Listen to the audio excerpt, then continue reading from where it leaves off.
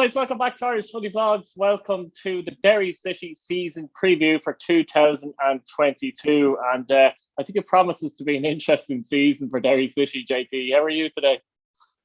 I'm all good. Looking forward to the new season now. It's only a few weeks away, so can't wait. Yeah, like myself, to be fair. We'll just go through Derry City signings first and let you pick out which ones are your favourites. This mightn't be easy because there's a lot of good players in there. Obviously, Michael Duffy came in from Dundalk, Will Patchin from Dundalk, Cameron Dummigan from Dundalk, Brian Marr from Bray Wanderers, Brandon Kavanagh from Shamrock Rovers, Patrick McElhenney also from Dundalk, his brother Shane from Finn Harps, and Matty Smith finally from St Patrick's Athletic. Crucially as well, I was just looking at the outs there as well. Nobody really major left the club either. So, you know, the likes of Ronan Boyce and Toll particularly kept, you know what I mean? He was already contracted, but there was talk of him leaving. So all the players, existing players really of serious note signed on for Derry City. So that's crucial as well. And they've added these players. I mean, not one of them in my eyes is a bad signing by any no way, like, you know what I mean? They're all brilliant signings, actually, when I look at them all. Even Shane McElhenney, offers excellent cover and rotation with the other defenders, I feel. But if you had to pick three, who do you pick there? Like, if you really had to pick three favourites? Obviously, the standout one is Michael Duffy. I think Derry fans have been angling for years to try and get a deal to get him back, and we're absolutely delighted that we have brought him back, and ever since he came on the scene, and I'm not sure if I think he might have played under Declan Devine first time round, and then obviously when Roddy came in, then Roddy, I know he didn't do a lot of good things when he was Derry City manager, but one of the good things that he did do was giving Michael Duffy regular starts, and he went to Celtic at the end of 2015 season, I think, and he came back a few loan spells, came back to Dundalk, and he just set the league alight since he came back, and we're just absolutely delighted to see him back in a Derry City shirt, and he's looking absolutely sharp in training, or sorry, not training, pre-season. I was over at the Institute game last week, and he really did. He just looks like he can go on forever whenever he's playing, like, and he got still a young player, bear in mind as well. Actually, he is. I think he's still only 26, maybe. Yeah, 26, 27, isn't he? I think so. So he's still plenty of years in him yet. And then obviously I didn't get down to Longford at the weekend. But he scored a couple of goals in that game too, and he's definitely, in my eyes, the most exciting one.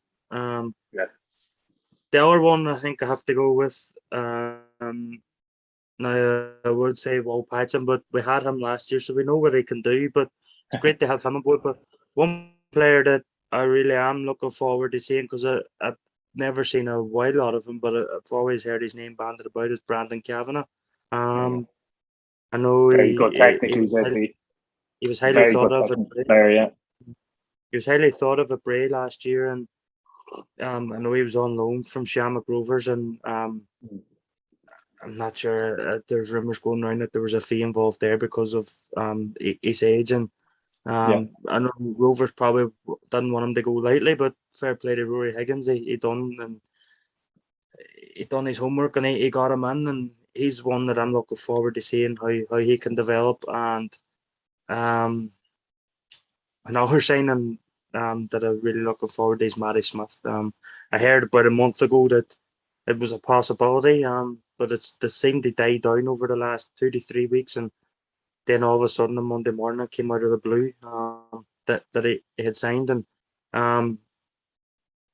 can't wait, because if we've got McGonigal there from last year as well, and I think them two along with Duffy could be absolutely formidable this year. Yeah, it's amazing just to think of that, like Duffy, Smith, and McGonigal, and then throw Brandon Kavanagh into the mix, and possibly McElhenney, like he could possibly play in that position. Yeah, it's just it's incredible, really. I suppose that leads on to what are your expectations for the season, JP? Because we know Shamrock Rovers are very, very strong, and they've kept most of their players and added Jack Byrne, and Andy Lyons, which are excellent signs to what they have already. Do you expect Derry City to mount the challenge this season?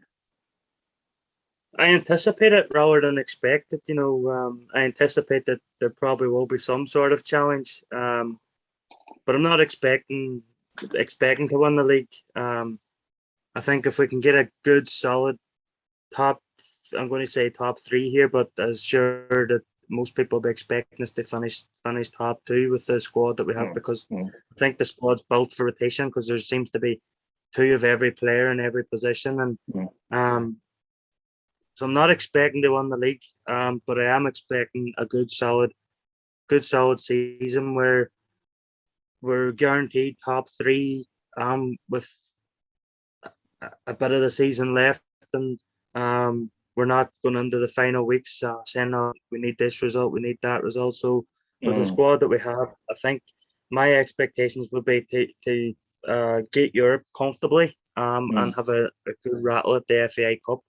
And I think most people are expecting Derry to challenge Shamrock Rovers, and it's understandable looking at the players we've signed, and obviously the money that we've spent and stuff like that. So outside of Derry, people are saying, "Oh, you need to win the league or you need to challenge Rovers." But I think for Derry, for us as supporters, we just want to see a good solid season, and then maybe build on it for next year and have a rattle at Shamrock Rovers next year, because it's been a long time since we've gone into a season where we've kept the nucleus of our squad from the previous season. We've done that this season and added to it. Most of the players are all tied down to multi-year, 2 years to 3 year contracts. So next year is going to be quite similar, that you're going to probably be replacing those that go out. So I think. And I felt, JP, sorry to interrupt you there, I actually felt that Derry's defence was one of the best in the league, regardless. So they haven't done much there, as in they haven't lost anything really. They've added Brian Marr, so there's going to be serious competition in goal. And added Cameron Dummigan to it as well. So Shane McElhenney. So they still have their McJanet, their Toll, their Boyce, their Lafferty, if you like, and Cole as well, or Coyle as well. So that's key, that they kept the nucleus of what was already a solid defence, added a few squad members, and the attack, you're hoping just let them go play as such, that kind of way. Yeah. I think what I felt were missing last year, as you say, the back five, counted as a back five, and then you guard side. I thought we're pretty solid for most of the season. I think we were just lacking a wee bit in midfield, because when McGonigal came in, we were lacking a wee bit up top as well. But he gave us that wee bit of impetus and bit of oomph. And I just thought if we could add to the midfield creativity, because I think Harkin does a lot of donkey work in there. He does a lot of breaking up a play, winning the ball back. Not only that, he can pick a forward pass as well. And with Alexa McElhenney coming in, Brandon Kavanagh, Will Patchen, it gives us a dynamic in midfield, what we were missing last year. And I think over the course of a full season, we might just come up short in terms of the league title. But I think as a fan, I'd be absolutely delighted if we can push Rovers maybe into the last 5-6 games and build on it for next year, because as I said earlier, most of the squad's tied down to 2 to 3 year contracts. So next year we're going to be just adding to it again rather than replacing. We might have to replace one or two as always, but you'll be adding again next year, and you may then in 2023 think about winning the league. But for me, if we can get a good solid league performance, top 2, 3, and have a good rattle at the FAI Cup, then I think that will maybe win the FAI Cup. I think we'll consolidate a good season for us. Yeah, absolutely. It was interesting to see Liam Mullen and Dahi McCallion, actually 2 16-year-olds, signed pro contracts and signed 3-year deals, because it's something I discussed in a recent video as well, how clubs need to do that generally, in my opinion, to obviously safeguard themselves, but also give a 16-year-old something to look to build on as well. As I said, fantastic for Derry to be able to do that, isn't it? Yeah, and it's one thing that when it became evident that there's going to be investment from Philip Authority, there's always has been, but obviously not in this scale. Yeah. Rory Higgins did always make a point to the press that it's not just going to be about spending money and buying the best players. It's about going going to be trying to develop our own players as well. And it's always been the Derry City way, even under Stephen Kenny, when we were having the success of winning a cup maybe every year, being in Europe. There was always Derry players coming through. You've had the likes of James McLean, Patrick McIlhinney was one of them, Michael Duffy. No matter what kind of team Derry have, whether it's good, bad, or indifferent, there's always been a players come through. Last year, the player was Ronan Boyce. Time before that, there was Ronan Curtis, who's over in England. Just we've always been a club that has developed their own players and moved them on to better things. And even with this investment from the chairman, he's not going to move away from that. He wants to create a pathway for Derry players to come on the Derry team, and I think this is what it does, and it safeguards Derry as a club as well. If you look at our clubs where Cahill Heffernan has gone to AC Milan, Kevin Zeffie's gone to Inter Milan, and James Mbankwa's gone to Udinese. It safeguards the club, as in we've got them for 3 years, and if a team wants them, they have to pay them. Now, we don't know what, at this stage, we don't know what's actually in their contracts in terms of I would suggest it's unlikely there's a clause in a 16-year-old's contract. It's usually, without breaking away too much, with Kenny, it was the second contract that killed him. You know what I mean? So he had a short enough contract initially, and the second contract then, he knew he was going to be firing or going soon, so they put in a clause. So if you do it early enough, I think it has to be done. I just think that's fantastic as well. And just with Derry, some of the friendlies recently, there's a couple of other youth prospects that have been playing, the likes of Porter. And obviously we know McLaughlin from last season and that. So you can see that he's keeping these players part of the squad as well. And if they're good enough, they're going to get in. Simple as that too. It is as simple as that. And Kevin Porter's had a good pre-season, and Rory has said that he's looking forward to having him in the team this year and working with him. And I think for Kevin, it could depend on I know Ronan Boyce is injured at the minute with the knee injury. Yeah. For him getting regular game time, it could, and then again with Dummigan being able to play a couple of different roles, it may make it easier for Rory. If he needs to give Ronan a break, he can put Kevin in, or Kevin comes in, does well, and stays in the way Ronan did. So, I know he's highly thought of amongst the city. I seen him in the recent friendly against Drogheda, and I thought he looked fairly impressive. He almost looks like Ronan Boyce. And I seen him against Institute, and he had 2 cracking goals in that game. He came on and he played wide right.